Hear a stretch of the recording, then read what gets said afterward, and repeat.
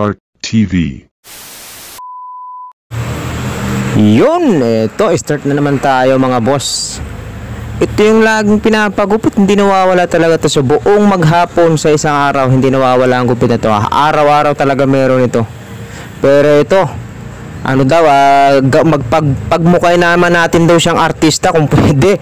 Ay, ewan ko lang kung anong mangyayari sa gupit nito. Ito yung naging tutorials natin ito nung nakaraan pa. Pero sige, pagbigyan natin ang hiling ni Bossing.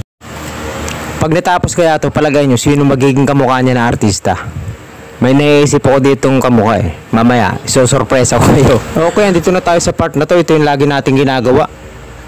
Yan ganyan, no? Ganyan tayo mag-taper fade. Taper fade ang gupit na naman na to. Walang kamatayang taper fade eh.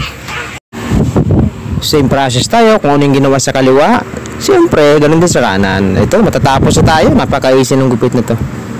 Kaya ito, mabibigyan na natin ng kamukatan si brother. Graduation yata nila, kaya talaga nagpapapogi ito.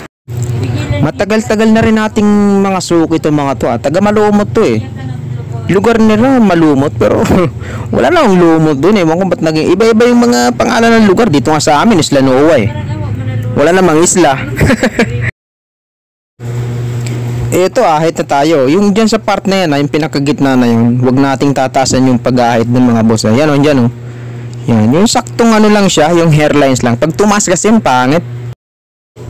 Tapos na tayo mga boss, ito yung before nya o. At ito naman yung after. Uy, ayos. Yan o, pwede na. Uy, may pangiti-ngiti pa si brother o. Oh, pwede na yan.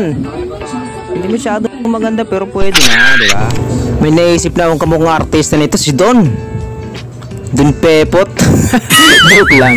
Okay, maraming salamat. Follow for more. Babush!